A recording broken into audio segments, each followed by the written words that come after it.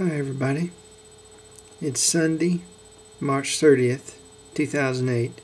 Thanks for stopping by. There's an old Roman proverb that says, "Truth brings hatred." And what it basically means is that if you tell people the truth, they're going to hate you. That might not always be true, but I think frequently it is true. Frequently, if you tell the truth these days, people will hate you. But I want to encourage everybody out there, if you know the truth and you know that it's an unpopular truth, don't shrink at all from telling everyone the truth that you know. So here are a few little pieces of truth that will probably make you hate me. Israel is a racist state founded on ethnic cleansing. An ethnic cleansing that began in 1948 and continues to this day. Torture is wrong, no matter what. It's not useful. It doesn't give you anything that you can actually use, and even if it did, it's wrong. Detaining people indefinitely without charges is absolutely flatly wrong. It is the behavior of dictatorships and banana republics. It's not behavior that's befitting a nation like the United States. Racism is wrong. No matter who the person that you're victimizing is. It doesn't matter if they're Jewish or Palestinian or Arab or black or white or Mexican or Chinese. Racism is always wrong. There is no one race that is causing all the problems in the world. There's no one race that's violent. There's no one race that's lazy. There's always people that you can pick out of a particular race that will confirm your stereotypes, because there are lazy and violent and good and bad and high and low people in every race and every religion. There's violent people in every society. And we tend to remember the ones that conform to the expectations we have for them. But there is no one violent race. There's no one good race or one bad race. The color of your skin does not make you better than other people in the world. The fact that you're an American does not make you better than anybody else. The fact that your religion does not make you better than anyone else in the world or any other religion.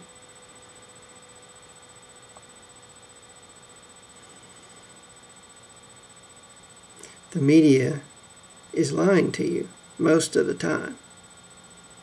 They are not in the business of finding the truth or disseminating the truth. They're in the business of making money. And they do what they need to make money and nothing else. They're not on a humanitarian mission. They're on a profit mission. The political process in the United States is mostly a sham. The people who are really in charge in this country, the military-industrial complex, the corporations, the special interests, they control the Democrats and the Republicans, and they shut out every other political party so that they don't have a chance at doing anything meaningful. The Constitution is not a suicide pact, and it doesn't have to be. The Constitution is not outdated. The Constitution is not quaint. It deals with timeless issues. It deals with the human condition. It deals with what it means to be an individual and what government is for, what government should do. And it will never go out of date. The people who tell you nowadays that the Constitution cannot be followed because of terrorism are fascists. They are no different than the people who took over Germany in the 1920s, or the people who took over Italy. They're no different than the communists in China. They are fascists. And they will destroy this country if we let them. They will enslave all of us if we let them. And it won't be for our own good. We won't be trading liberty for security. We'll be trading liberty and security for slavery and insecurity. Because, believe it or not, when you have no power and you have no voice, you don't mean anything to the government. The government only tries to protect you when you can do something for them. It's basic human nature. When you can't do anything for the people in power, they have better things to do than worry about you, believe it or not. And war is almost always wrong.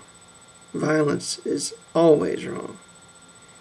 You know, you can certainly justify defending yourself against an outside aggressor, but the United States aggressively attacked a nation that had never attacked us, which was Iraq. And that was absolutely, flatly wrong. There's no justification for it, other than the same justification that Hitler used to invade Poland, the exact, precise same justification, by the way. And also, interestingly, the exact same methodology. You know, we used a blitzkrieg exactly the same way that the Nazis did. We dehumanized our opponents exactly the same way the Nazis did. We considered them to be less than us. And then we excused our actions by saying it was all for them. Which is, you know, pretty funny in a very dark way if you think about it. It's pretty funny how absurd things really are sometimes. Or it would be funny if it wasn't really tragic. Because, you know, over 1 million Iraqis have died because of this war, in one way or another. 4 million Iraqis have been displaced from their homes because of this war. And most of us really don't give a crap. We really, really don't give a crap about it. And, you know, why should we? They're the enemy, and we don't ever talk about them. We don't ever think about how many Iraqis are killed. We don't even think about how many Americans are killed anymore, let's face it. It's not a news item anymore. Do we even pay attention? I mean, it's hard. It's hard to do. It just goes on forever.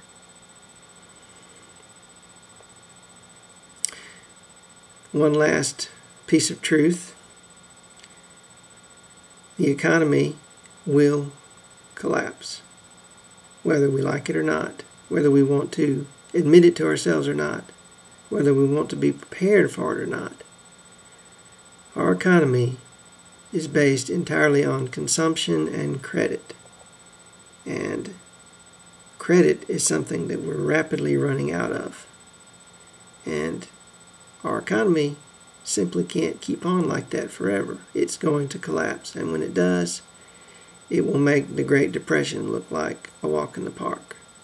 From what, you know, most people have said, most people in the know are very, very worried about this. And, you know, a lot of very knowledgeable people are telling everyone to get out of the market, get out of US dollars while you still can. Thanks for watching.